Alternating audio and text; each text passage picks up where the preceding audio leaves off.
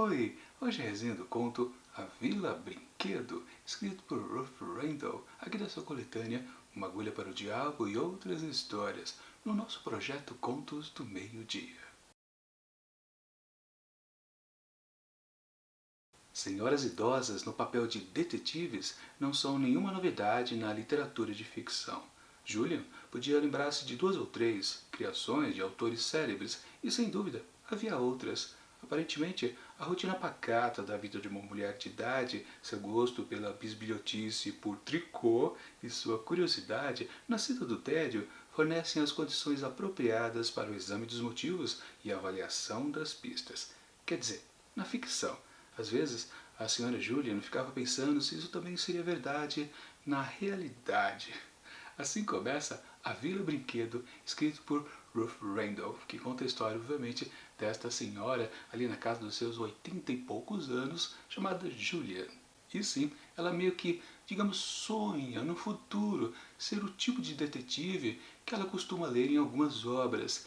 Justamente, ela inclusive cita pra gente, né, Miss Marple, a famosa personagem da Agatha Christie. Um dia ela espera ser um tipo de Miss Marple, que ela tá naquele modelo exatamente, né? É uma senhora, digamos assim, alta idade, pronta para observar o entorno da sua casa, a vizinhança. Aliás, ela tem uma teoria curiosa, né? Talvez essa habilidade das senhoras em serem grandes detetives tenha um certo motivo, porque elas são todas solteironas. Mas ela até pensa um pouquinho, mas espera aí, eu não sou solteirona, inclusive eu já fui viúva 2 vezes. Talvez esse seja um grande impedimento para conquistar o seu sonho de ser uma detetive. Mas enfim, o que importa aqui nessa história é que realmente ela fica de olho na vizinhança. A tal Vila Brinquedo, aqui do título da história, na verdade é uma construção de casas germinadas. São 6 casas ali do outro lado da rua. E ela sempre fica de olho enquanto está fazendo o seu tricôzinho. Ela observa uma movimentação de 2 casas. Numa delas mora um casal e no outro um homem solteiro, ou aparentemente não está com uma mulher por ali. Mas ela percebe que alguém anda pulando a cerca por ali. Obviamente, eu não vou dar detalhes dessa situação que ela observa, porque senão estraga a experiência de quem ainda pretende ler esse conto, que, claro, tem um certo mistério. Minha avaliação do texto.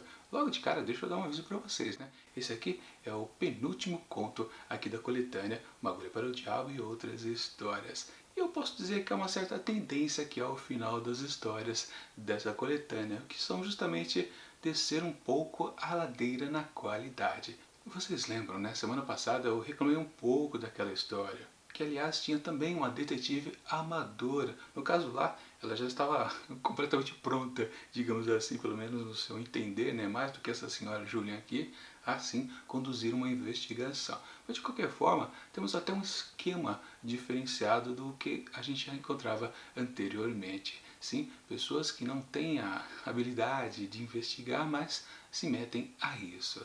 No caso aqui, é até curioso o começo aqui dessa história, porque ela começa de uma maneira metalinguística. Afinal de contas, né, nós estamos lendo uma história de uma senhora e ela se revela se sentir inspirada nas outras histórias também de senhoras, de outras escritoras de mistério, suspense, investigação de crimes. Ou seja, é uma baita de uma metalinguagem que está acontecendo aqui.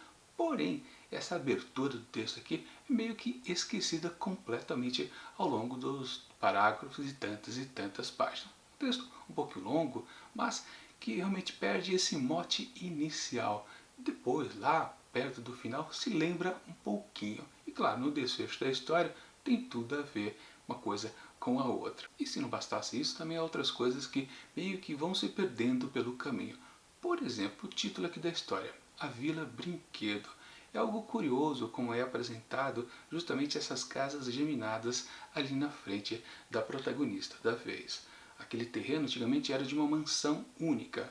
Foi demolida e depois se criou essa casa mais popular. Inclusive as pessoas que moram nessas 6 casas são pessoas muito mais jovens, abaixo de 40 anos, se eu não me engano. Então é um certo contraste, né, dessa senhora de 80 e poucos anos comparar e bisbilhotar a vida de pessoas muito mais jovens. Mas o ponto aqui em questão é que esse detalhe de ser essa configuração, a casa geminada, que chama a atenção dela, ela as casas são chamadas de Vila Princesa, mas ela prefere dizer que é Vila Brinquedo por causa do colorido que é pintado essas casas. Ou seja, se coloca vários detalhes dessa construção, quem mora lá dentro, e depois isso também é esquecido. Geralmente em histórias de mistério, suspense, de investigação, sempre os detalhes que são colocados ao longo do texto fazem algum sentido. E sempre é bom a gente ficar prestando atenção. A casa é tal, assada assim, talvez tenha a ver com o mistério, com o criminoso e por aí vai. No caso aqui, se perde isso, da mesma maneira que se perdeu aquele mote inicial de ela querer ser uma imitadora de Miss Marple, por exemplo. Mas outras coisinhas também vão sendo colocadas e vão sendo perdidas, como por exemplo uma greve do serviço público ali daquela localidade. Uma coisa que parece também que vai ser bastante importante e no final das contas não é. Sim, ajuda a história a se desenvolver um pouquinho, mas no fundo, podia ser qualquer outro motivo que faz a história andar. Ou seja, há muitas bases aqui nessa história, mas poucas delas são realmente aproveitadas. Bom, enfim, a gente espera por um crime acontecer. Lá pelas tantas, o crime acontece. E aí, claro, a senhora Julia vai fazer uma certa investigação. E aí, a gente começa a se aproximar do que a gente viu lá na história passada. A tal não profissional que começa a meter o bedelho ali naquela história. E da mesma maneira que do outro conto, sim, o final tende a ser igual. Claro que eu não vou dizer qual foi o final da outra, também não vou dizer o final daqui, mas eu posso dizer que nos dois casos eu fiquei frustrado, porque não, é só isso. E tudo que é criado, aquela expectativa grande, talvez não crescendo, né? E a gente percebe ao final que não precisava subir tanto, porque a solução é bem fraquinha, bem lá embaixo, bem no térreo, no subsolo das questões colocadas. Daquelas tantas bases que eu falei que foram expostas, mas não foram aproveitadas. Sim, é um balde de água fria quando a gente chega ao final aqui desse conto da Ruth Rendell. E a gente pensa, poxa, isso aqui foi uma baita de uma enrolação. Sério, em muitos aspectos você pode pensar exatamente apenas isso. Claro, um leitor ou outro vai achar, puxa, que coisa sensacional, eu nunca pensei que ia acontecer isso.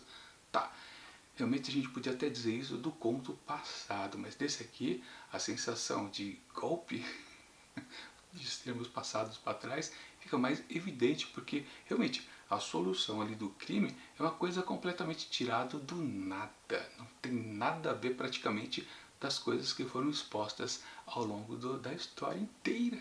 Ou seja, para que a gente leu isso aqui, a gente não tinha a mínima chance realmente de descobrir o final. Porque tem essa coisa engraçada de que a gente participa um pouco, nós leitores de histórias de detetive, né? A gente pensa o tempo todo que a gente pode descobrir a solução do mistério. Depende, claro, do autor. Por exemplo, eu sempre digo que a Agatha Christie é um pouquinho mais difícil, né? Porque ela sempre dá uma enganada, ela não dá exatamente aquela pista exata que você consegue deduzir tudo.